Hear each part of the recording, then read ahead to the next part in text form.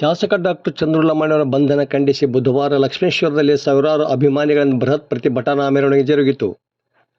ಲಕ್ಷ್ಮೇಶ್ವರ, ಶಿರಹಟ್ಟಿ, ಮುಂಡ್ರಿಗಿ ತಾಲೂಕುಗಳ 10 ಹಳ್ಳಿಗಳಿಂದ ಆಗಮಿಸಿದ್ದ ಸಾವಿರಾರು ಅಭಿಮಾನಿಗಳು ಇಲ್ಲಿನ ಸೋಮೇಶ್ವರ ತೇರಿನ ಮನೆಯಿಂದ ಮೆರವಣಿಗೆ ಶುರು ಮಾಡಿದರು.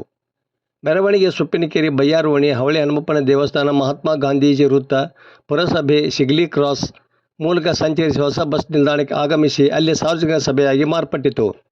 ಮೆರವಣಿಗೆಯುದ್ದಕ್ಕೂ ಕಾಂಗ್ರೆಸ್ ಸರ್ಕಾರಕ್ಕೆ ಧಿಕ್ಕಾರ ಕೂಗಿದ ಅಭಿಮಾನಿಗಳು ಶಾಸಕ ಡಾಕ್ಟರ್ ಚಂದ್ರು ಲಮಾಣಿ ಪರವಾಗಿ ಘೋಷಣೆ ಹಾಕಿದರು.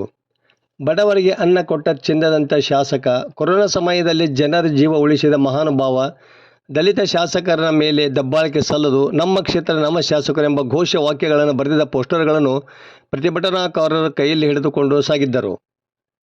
ಮುಖಂಡರಾದ ಸುನೀಲ್ ಮಹಾಂತ ಶೆಟ್ಟರ, ಶಂಕರ್ ಮರಾಠೆ, ನಾಗರಾಜ ಲಕ್ಕುಂಡಿ, ಲಿಂಗರಾಜ್ ಪಾಟೀಲ, ಕುಮಾರಸ್ವಾಮಿ ಹಿರೇಮಠ, ತಿಮ್ಮರೆಡ್ಡಿ ಮರೆಡ್ಡಿ, ಆನಂದಗೌಡ ಪಾಟೀಲ, ನವೀನ್ ಹಿರೇಮಠ, ಅಶೋಕ್ ಶಿರಟ್ಟಿ, ಶಿವಣ್ಣ ಲಮಾಣಿ ಮಾತನಾಡಿದರು.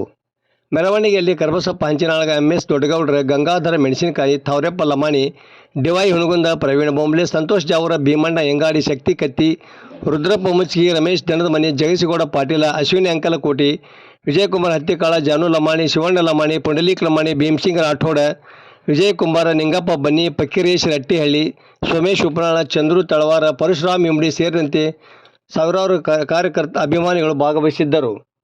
ವರದಿ ನಾಗರಾಜನಿಗೆ, ಪ್ರಜಾಧ್ವನಿ, ಲಕ್ಷ್ಮೇಶ್ವರ.